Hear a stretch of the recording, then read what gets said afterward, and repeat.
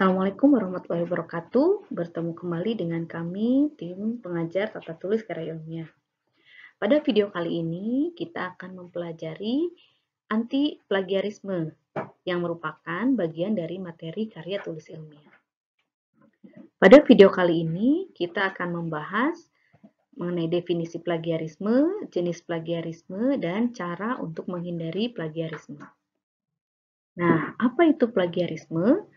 Plagiarisme adalah mengambil karya orang lain, baik berupa teks, gambar, ataupun video dengan sengaja tanpa menyebutkan sumbernya secara benar. Dan plagiarisme ini merupakan tindakan yang harus dihindari dalam dunia akademik. Karena ketika kita mengambil sebuah sumber, kita harus mencantumkan dari mana sumber itu berasal. Karena itu bukan milik kita sendiri. Terdapat beberapa jenis plagiarisme. Yang pertama adalah self-plagiarisme. Nah, self-plagiarisme ini penulis mempublikasikan satu artikel pada lebih dari satu redaksi publikasi dan mendaur ulang karya tulis atau karya yang sudah terbit. Jadi, walaupun kita sudah pernah menulis, kemudian akan menuliskan kembali apa yang sudah kita publikasikan, tetap harus dicantumkan sumbernya dan tidak boleh plek-plek sama dengan apa yang sudah kita publikasikan. Nah, yang kedua adalah plagiarisme kata demi kata.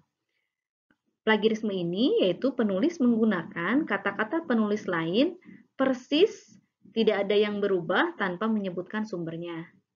Yaitu copas ya, kita copy paste dari sumber lain tapi tidak mencantumkan sumbernya dari mana tulisan itu.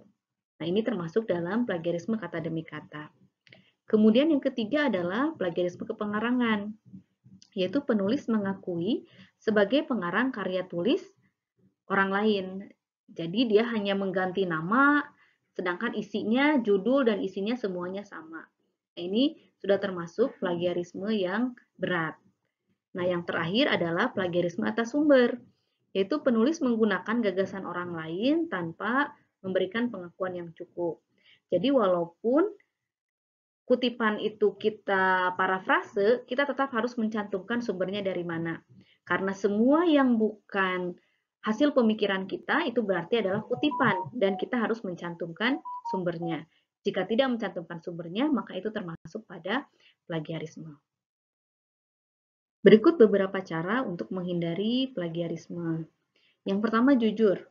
Cantumkan semua sumber yang dikutip. Jadi ketika kita mengambil kutipan dari penulis lain, baik dari buku, dari artikel, atau dari manapun, maka kita harus mencantumkannya.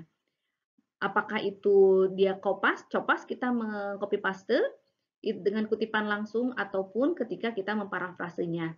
Semua yang bukan ide kita, yang bukan hasil pemikiran kita, itu adalah kutipan dan harus dicantumkan sumbernya. Kita mengambil idenya siapa, tulisannya siapa.